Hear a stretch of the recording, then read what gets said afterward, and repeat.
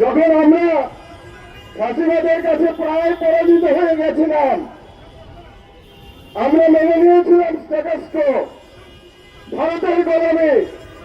সেই সময় হাদি হাসপাতরা বলেছিল উই রিভোল্ট, তারা বিপ্লব করেছে ভারতীয় আধিপত্যবাদ এবং হাসিনার ফাঁসিবাদের বিরুদ্ধে। হাদি কিন্তু শুরু শেষ নয়, এরপরের বুলেট আপনাদের জন্য অপেক্ষা করছে। সেই হাদির রক্তের কসম দিতে আমি আজকে এখানে এসেছি আপনাদের সামনে। আল্লাহ, আমার সবকিছুর বিনিময়ে আপনি হাদিকে ফিরিয়ে দিন। জীবনে প্রথমবারের মতো কোন জনসভায় আমি উপস্থিত হয়েছি। হাদি আমার ভাই, আমার পরমাত্মীয়। হাদি আমাকে সর্বপ্রথম রিসিভ করেছিল যখন আমি নির্বাসিত জীবনযাপন করে আমি ফিরে এসেছিলাম জুলাই বিপ্লবোত্তর বাংলাদেশে বিমানবন্দরে। মাত্র কয়েক মাস আগে, এই বছর 6 জুলাই, হাদি আর আমি আমার মায়ের লাশ কবরে নামিয়ে দিয়েছিলাম একসাথে। সেই হাদির রক্তের কসম দিতে আমি আজকে এখানে এসেছি আপনাদের সামনে। সেই হাদি আমাদের জুলাই বিপ্লবের প্রতিচ্ছবি। জুলাই বিপ্লব অনেক ষড়যন্ত্র সত্ত্বেও যে এখনো পরাজিত হয় নাই, তার প্রমাণ হাদি। সেই হাদি এখন শুয়ে আছে এবারকে হাসপাতালে, লড়াই করছে আমাদের মাঝে ফিরে আসার জন্য। আমি আজকে ফজরের নামাজের সময় আল্লাহর কাছে ফরিয়াদ করেছি, আল্লাহ, আমার সবকিছুর বিনিময়ে আপনি হাদিকে ফিরিয়ে দিন।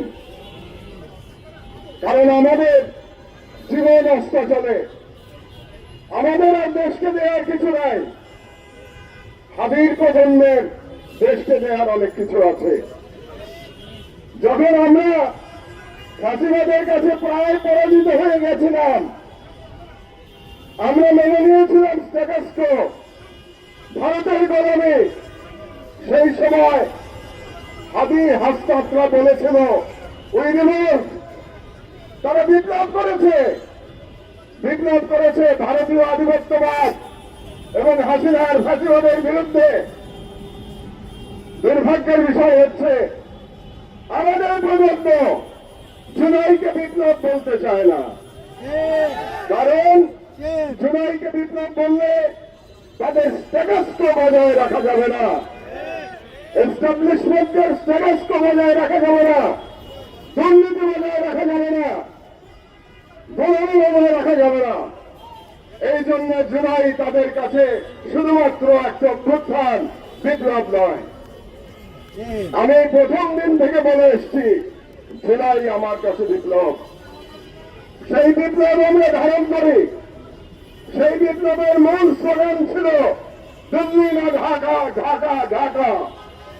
আজকে ক্ষমতায় যাওয়ার জন্য যারা দিল্লি এবং আওয়ামী লীগকে পোষণ করতে চায়, তাদেরকে স্মরণ করিয়ে দেওয়া দরকার। হাদি কিন্তু শুরু শেষ নয়, এরপরের বুলেট আপনাদের জন্য অপেক্ষা করছে। অনেক চেষ্টা করেছি আমার দেশ পত্রিকায় গত 1 বছরে তাদেরকে বোঝানোর জন্য। নেতাদের উদ্দেশ্য করে লিখেছি জবানে লাগাম দিন, নেতারা কথা শোনেন নাই, তাদের জবানে লাগাম দেওয়া যায় নাই।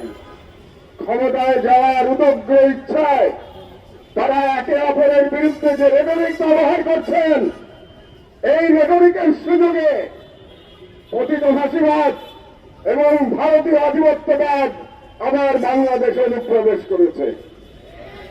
আপনারা সুশীলদের কথা বললেন, হাসনাত সুশীলদের কথা বলে গেল।